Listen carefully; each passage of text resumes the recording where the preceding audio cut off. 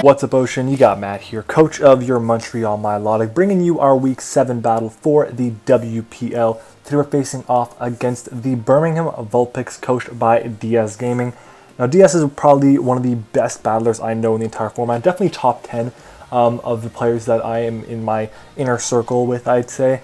He's a really good player, he makes a ton of good teams, he preps really well, and he actually is the reigning champion for the WPL. He had a really nice Linoon sweep, I believe it was, in the finals last season. So good for him. He's a good player, guys. So we have not an uphill battle to climb, but we have a nice, I guess, a nice game for you guys today. It's pretty fast-paced, so hopefully the video is not taking too long. But I'm going to go over some things just to make sure that you guys aren't robbed of any of the quality content you guys hope to see from this channel. Anyways, let's just go over the roster and we'll go over everything else too. So first things first, I want to just announce that I actually made a transaction before this battle happened. I believe on the Sunday, which was I think the cutoff day for the transactions for this week, for Pokemon to be active for this particular week, I'm saying, I dropped Kecleon for Zangoose. Now the reason I did that was because one, Sohan, aka the OP Jellicent, commissioner of the league, he suggested I dropped it for Zangoose specifically because Zangoose gives me a speed tier at base 90, which is really good. It's also an incredibly powerful normal attack spammer Pokemon. Just powerful Toxic Orb, Toxic boosted facades are insanely powerful from this Pokemon. Decent speed as well, quick attack priority, close combat, knockoff, Shadow Claw, all these great things.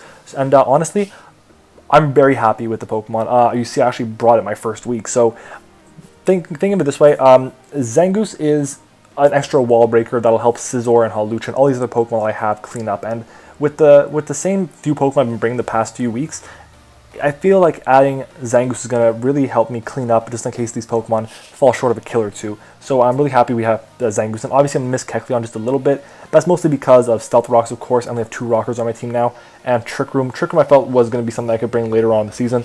But, I mean, Gothitelle gets it, so what's the point? Doesn't really matter. So yeah.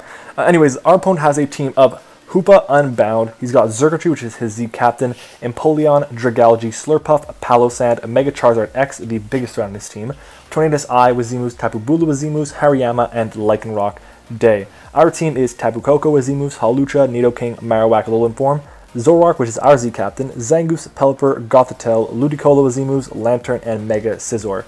The team that we brought this week, we start off with WorldStar or Tapu Koko. Originally, I was the Tapunium Z for Nature's Madness on this set because I wanted to get Charizard down to like 75% and then fire off a Dazzling Gleam because Tapunium Z, Nature's Madness into Dazzling Gleam will always Oko that thing, and I really need to get rid of it because it's the biggest threat on his team. We are modest nature, so we could lift some hits. I could have gone Timid and been a bit more bulky, but I decided against it. But I changed the Tapunium Z set to an Assault Vest set. I'll tell you why a bit later. Well, you'll see why a bit later, but I'll explain it now. Basically, I have no answers for Xurkitree right now on the team that I'm bringing. I decided to go against bringing a Lantern, go against bringing Marowak, go against bringing Nidoking. So I decided to stick with Assault Vest on Koko. I just needed something to take electric moves from Xurkitree and Terrain. Also to take Hurricanes from the Tornadus I, because Rain obviously makes them 100% accurate, so gotta be careful there. We then have Pedro's Bodyguard, our Electric Seed holding Hawlucha, Acrobatics, High Jump Kick, Protect, and Roost. We have Crimson Chin, our Mega Scizor, Bullet Punch, U-Turn, Knockoff, and Roost. We then have Freddy, our Zangoose, Toxic Orb with Toxic Boost, Quick Attack, Facade, Close Combat, and Knockoff. We have enough speed, I believe, to outspeed the Xurkitree.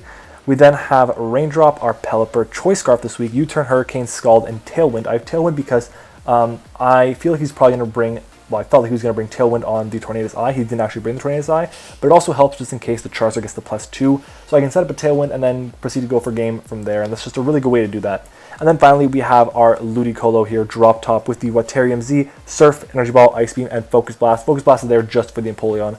Now, if I'm looking at his team, I felt like the Pokemon I thought he was going to bring most of all, I definitely felt the Charizard was coming. I definitely felt the Empoleon was coming. Those two I felt were the 100%. Xurkitree was a very high positive for me for that I was going to bring.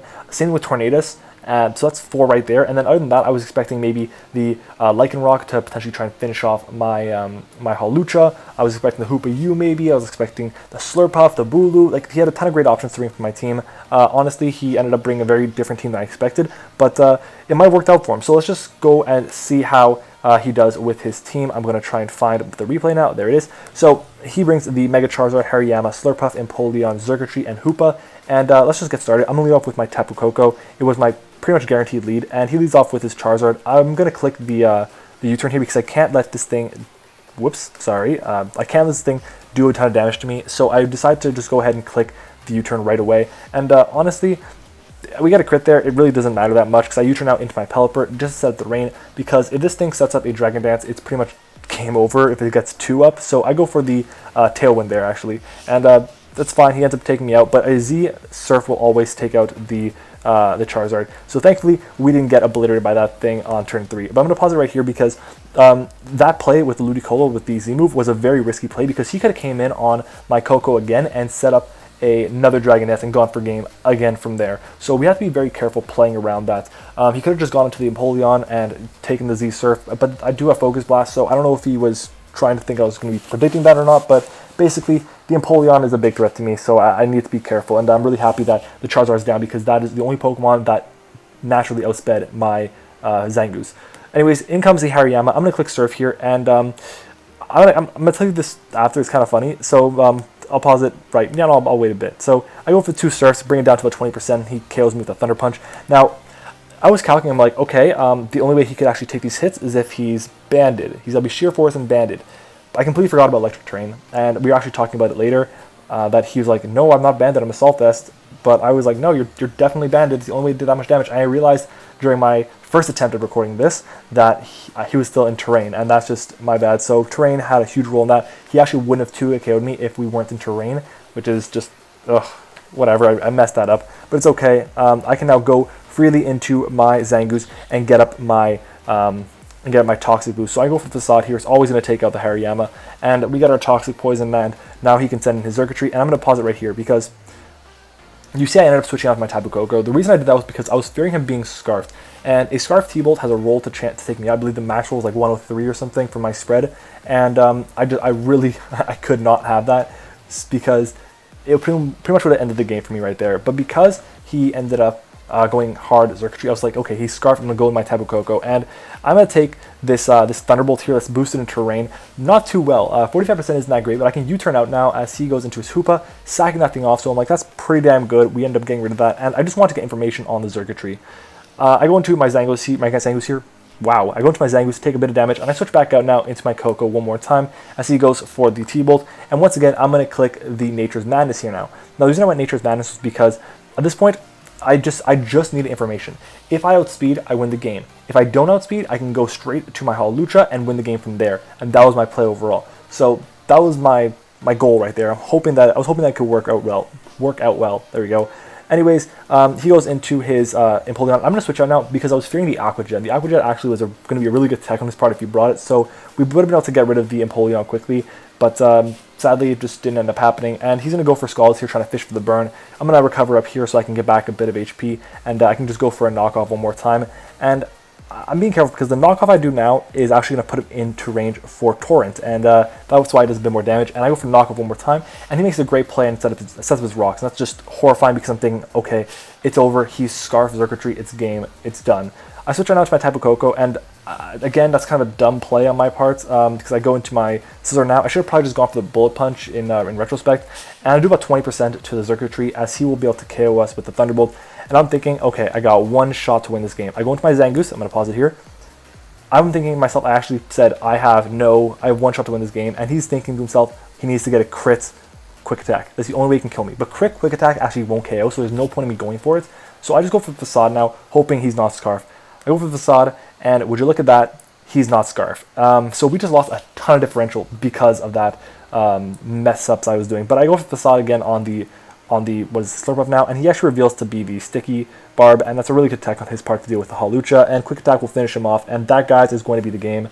So what ended up looking like it was going to be a loss for us ended up turning into a 2-0 win. So we move to 6-1 now. We have guaranteed at least a 500 record in the WPL. Shoutouts to the 5 main guys, Koko, Hawlucha, Scizor, Ludicolo, and Pelipper. So, but our Zangoose came in clutch. I believe it got 4 kills this week, which is insane. Yeah, it killed the... Well, no, what did it kill? It got 3 kills. 2 kills. Wow, I thought I got more than that. Wow. Okay, yeah, it only killed the Circuitry. No, it got 3 kills. It killed the Circuitry, it killed the Hariyama, and the Slurpup. That's my bad. 3 kills. I thought I got more, honestly, but it felt so good. Basically, Zangoose was such a great addition to the team for this week, and hopefully it can continue on being like so for the rest of the season. Anyways, guys, if you enjoyed this video, I would highly suggest hitting the like button, guys. It means a lot to me if you do that. I also think you guys should subscribe to the channel, of course. We're doing really well for ourselves right now, and I want you guys to join and become part of the ocean. Speaking of the ocean, I also have my personal Discord server, which is linked in the description below of every single one of my videos. If you guys like Draft League stuff, you guys have any questions you want answered, the community we're building down there is really awesome, so I highly suggest checking that out. Anyways, guys, that's it for now. If you enjoyed this video, again, leave a like, comment, and subscribe, and I will see you guys next time.